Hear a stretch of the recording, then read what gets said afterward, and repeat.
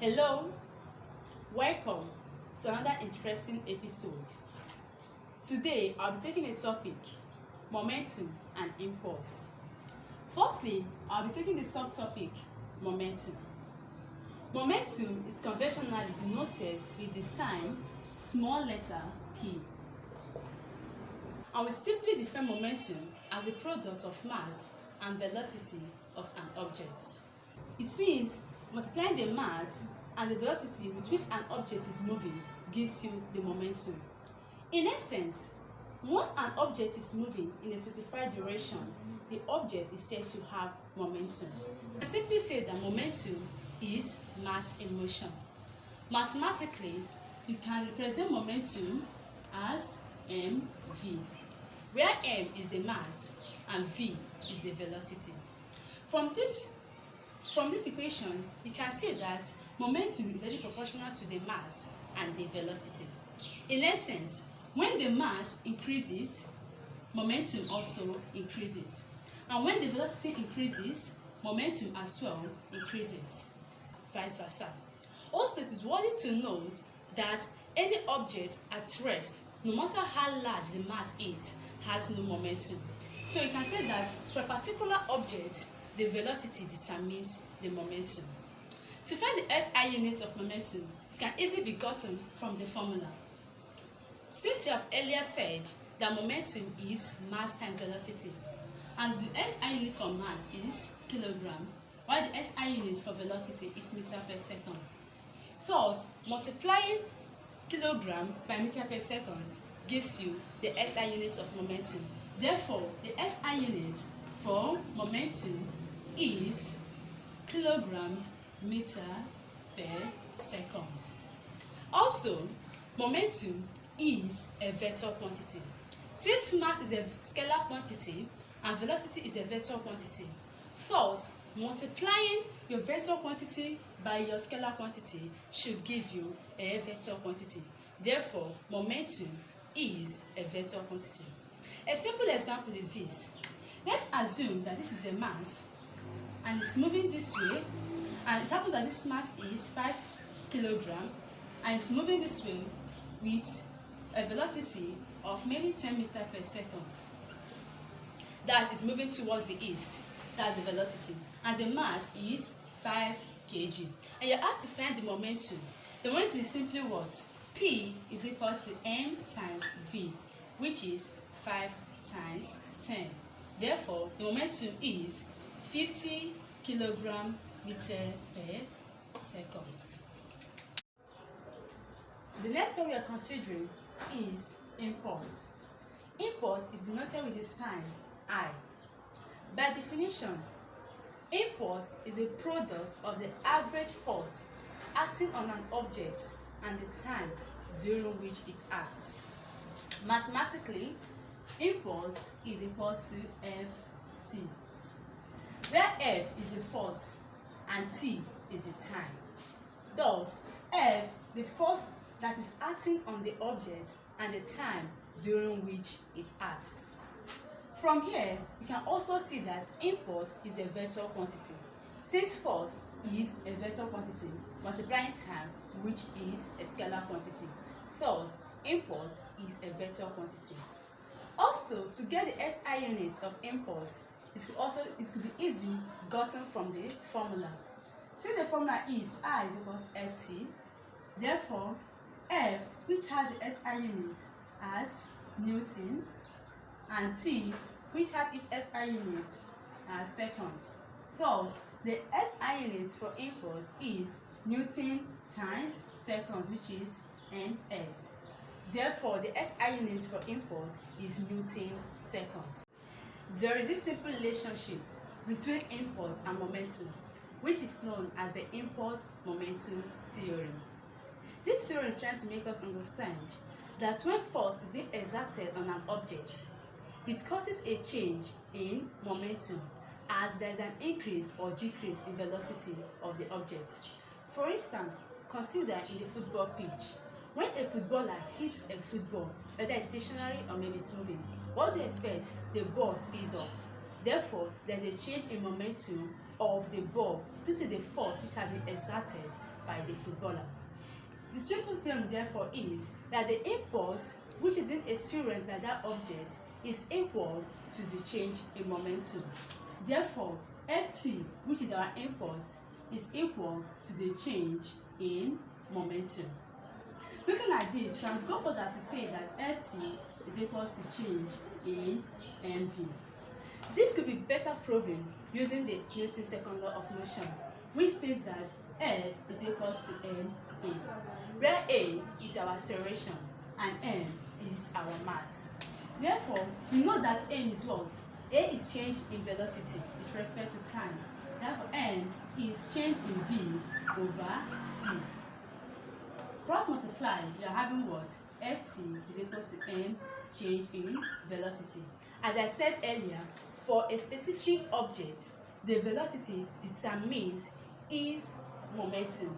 If the velocity is changed, that is, if it increases, what happens? The momentum will as well increase. Therefore, the theorem states that the impulse experienced by an object is actually proportional or is equal to the change in momentum. Since we have agreed that the impulse experienced by an object is equal to the change in momentum of the object, which is Ft is equal to m change in velocity, or Ft is equal to change in momentum. Then the next thing is, what's given this our change in momentum? Our change in momentum should be our final momentum minus our initial momentum. Then, if our final momentum should be mv, our initial momentum will now be mu, where u here means the initial velocity and v here means the final velocity, since the velocity determines the momentum.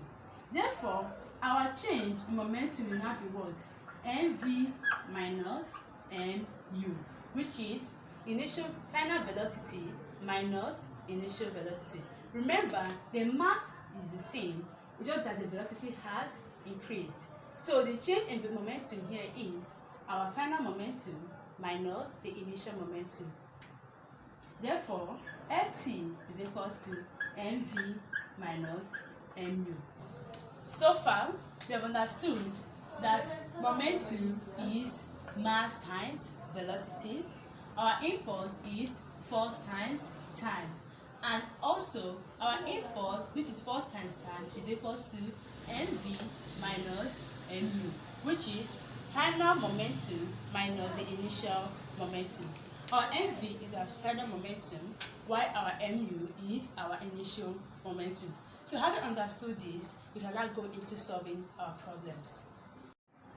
The question here states, a body of mass 5 kg moving with a velocity 30 meters per second is suddenly hit by another body and changes its velocity to 50 meters per second in the same direction.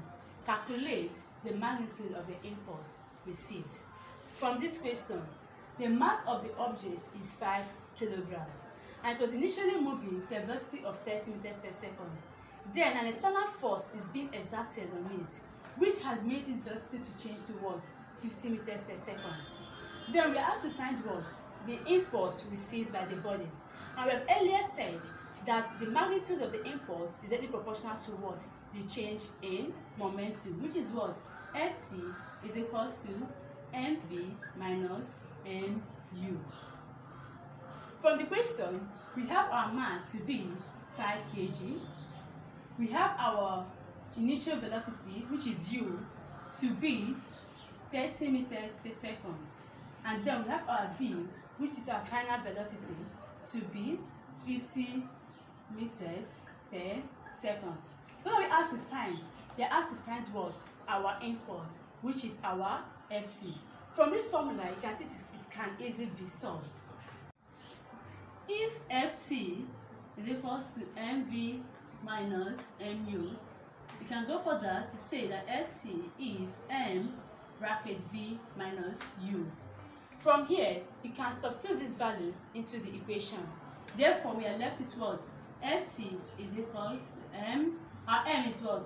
Our m is 5, and we have our final velocity as 50 minus initial velocity, which is 30. Thus, Ft is equal 50 minus 30, which gives us what? 20. So what our impulse, which is Ft, our impulse is 5 times 20, which is 100 Newton seconds. The second question states, when taking a penalty kick, a footballer applies a force of 30 Newton for a period of 0.05 seconds. If the mass of the ball is 0.075 kg, calculate the speed with which the ball moves off. You are asked to find the final velocity. But this question is very interesting because looking at the first line, it states what? When taking a penalty kick. What does it mean? It means that the ball was not in motion. It was initially at rest. Since it's a penalty kick, it has no initial momentum. I repeat, it has no initial momentum since it wasn't in motion. Still using the formula, Ft is equal to mv minus mu, where mv is our final momentum and our mu is our initial momentum. But let's put what? Ft is equal to, since we have earlier agreed that our mu is 0, since the ball was not initially in motion, means that the u here will be 0. 0 multiplying the mass, no matter how large the mass is, should be 0. Therefore, left with what? Ft is mv. Now we asked to find v. So making v subject of the formula, we have v is equal to Ft all over n. So substituting the values we have here into the equation, we have the force is 30 times 0.05 divided by 0.075, which is our mass. Looking at this, it is much simpler.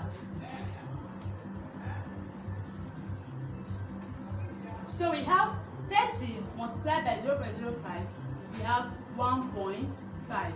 1.5 over 0.075. So 1.5 divided by 0.05, we are left with 20 meters per second. Thus, the ball, which was initially at rest, has set off with a velocity of 20 meters per second. But as you are asked to find momentum, that's the final momentum, what would you do? You simply multiply this 20 by the mass, and whatever you get gives you your final momentum. As easy as that. Having followed up to the end of this session, you can try this exercise as a form of evaluation. A constant force of 5 Newton acts for 5 seconds on a mass of 5 kg initially at rest. Calculate the final momentum. It's a very simple exercise. I believe you can do it. Please type in your answer in the comment section below, or you can inbox me your answer. Thank you so much.